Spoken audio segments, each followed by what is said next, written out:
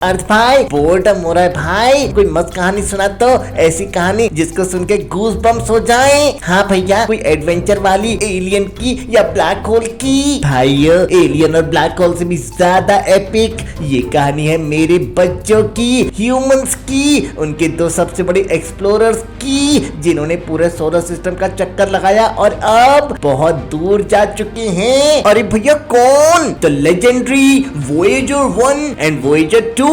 देखो तो बात है 1977 की। मेरे ह्यूमंस ने दो छोटे से लेकिन सुपर स्मार्ट स्पेसक्राफ्ट को स्पेस में भेजा। उनका मिशन था द ग्रैंड टूर, मतलब आउटर प्लैनेट से हेलो करके आना था। आउटर प्लैनेट्स मतलब जुपिटर, सैटर्न, यूरेनस, नेपट्यून। सबसे पहले वोयेजर्स पहुंचे अपने सोलर सिस्टम के बिग बी के पास, जुपिटर। अरे हाँ भैया, याद है मुझे, वो दो छोटे टूरिस्ट आए थे और मेरी फोटो ली उन्होंने ही दुनिया को बताया कि मेरे पास ग्रेट रेड स्पॉट एक्चुअली एक विशाल तूफान है जिसका साइज अर्थ से भी बड़ा है। और इतना ही नहीं, उन्होंने मेरे मून आईओ पर एक्टिव वॉल्केनोज ढूंढ निकाले, फट रहे थे गीजर्स। और हाँ, मेरी पतली सी रिंग भी उन्होंने स्पॉट करी। Smart bots. Of course, that's me.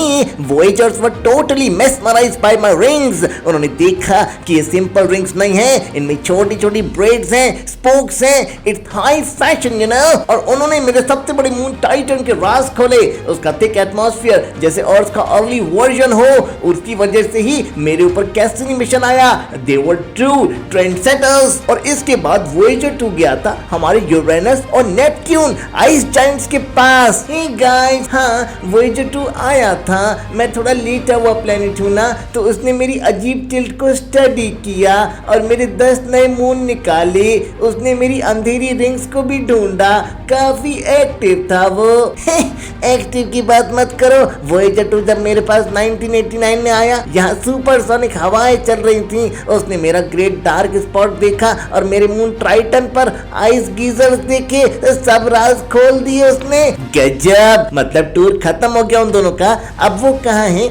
वापस आ गए क्या? वापस? भाई इतनी दूर अगर कोई चीज चली जाती है तो वापस आने का तो मतलब ही नहीं है। उनका सफर तो अब शुरू हुआ है। उन्होंने हमारे सूरज मतलब सन की बाउंड्री हेलियोपॉस को क्रॉस कर लिया है। वोयेजर 1 ने ये 2012 में और वोयेजर 2 ने 2018 में उस बाउंड्री को क्रॉस कर लिया था। Now they are in interstellar space. और वोयेजर 1 अब मुझसे 24 बिलियन किलोमीटर दूर है और वोयेजर 2 20.8 बिलियन किलोमीटर। अगर मैं इनको हेलो भी बोलता हूँ ना, तो वो भी करीब 20 से 22 घंटे में पहुंचता है इनके पास। भैया एक डाउट आ रहा है, वोयेजर 1 और वोयेजर 2 को सिर्फ 16 दिन के गैप पर तुमने भेजा, लेकिन अब वोयेजर 1 इतनी दूर और वोयेजर 2 इतना पास कैसे? अरे भाई दोनों का पाथ बिल्कुल अलग था। वोयेजर 2 को मैंने ग्रैंड टूर देने भेजा था, उसने जुपिटर, सैटर्न, यूरेनस, नेपट्यून का फ्लाई बाय किया, मतलब बहुत जिगजैग पाथ लेते हुए वो आगे बढ़ा। लेकिन वोयेजर 1 एकदम शातिर निकला, उसने सिर्फ जुपिटर और सैटर्न का फ्लाई बाय किया और तुरंत पतली गली से आगे निकल गया। और वोयेजर 1 को सैटर्न के मून टाइटन ने ग्रेविटेशनल स्लिंग शॉट दे दिया, जिससे उसकी स्पीड बहुत ज्यादा बढ़ गई थी। मुझे तो डर लग रहा है, ये दोनों बच्चे बेचारे अकेले इतनी दूर कैसे मैनेज करेंगे? हमारा कोई मैसेज है क्या उनके पास? है ना, उन दोनों के पास है गोल्डन रिकॉर्ड, एक कॉस्मिक मैसेज इन अ बॉटल। इसमें 55 अलग अलग लैंग्वेज में ग्रीटिंग्स हैं, बच्चों के हंसने की आवाज है, अलग अलग म्यूजिक है और अर्थ की फोटोज है। ये एक उम्मीद है कि शायद करोड़ों साल बाद किसी और सिविलाइजेशन को ये मिल जाए। अर्थ क्या वोयेजर 1 वोयेजर 2 आज भी तुम्हें कुछ डेटा भेजते हैं? हाँ, पर उनकी पावर अब खत्म हो रही है, उनकी न्यूक्लियर पावर बैंक्स अब वीक हो गए हैं। शायद 2025 या 2030 तक वो हमेशा के लिए शांत हो जाएंगे,